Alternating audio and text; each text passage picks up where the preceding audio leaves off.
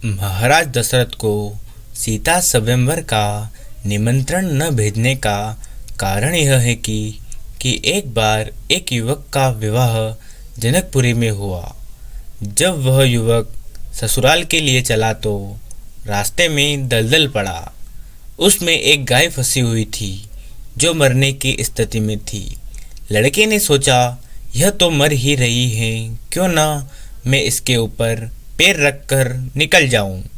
लड़का उस गाय पर पैर रखकर निकल गया तथा गाय ने मरते समय श्राप दिया कि जिसे तू मिलने जा रहा है उसे तू देख नहीं पाएगा, या तो उसकी मृत्यु हो जाएगी या तू अंधा हो जाएगा। लड़का ससुराल में जाकर दरवाजे की तरफ पीठ करके बैठ गया, किसी के भी बुलाने से नहीं गया। तब उसकी पत्नी आई और लड़के ने सारी बात अपनी पत्नी को बताई। लड़की बोली, मैं भी पतिव्रता हूँ, आप मेरी तरफ देखिए। जैसे ही उसने पत्नी की तरफ देखा वह अंधा हो गया। यह बात राजा जनक को ज्ञात हुई तो उसने राज्य के बड़े बड़े विद्वान को बुलाकर निदान पूछा।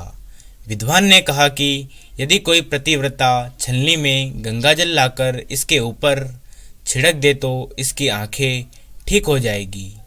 राजा जनक ने अपने राज्य में ऐलान कराया, पर कोई स्त्री सामने नहीं आई।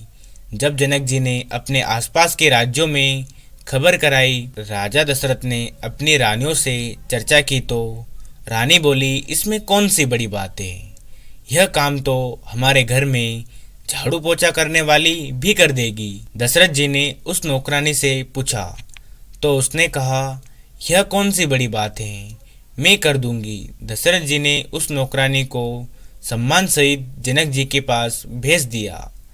नौकरानी छलनी लेकर गंगा जी पर गई और बोली, हे गंगा माँ, अगर मैं पतिव्रता हूँ तो छलनी में से एक भी बूंद जल ना गिरे। तथा छलनी में गंगा जल लेकर चली आई और उस युवक की आंखों पर छिड़क दिया और उसकी आंखों की रोशनी वापस आ गई। राजा जनक जी ने बहुत सम्मान के साथ विदा करते समय पूछा, देवी आप वहाँ क्या करती हैं?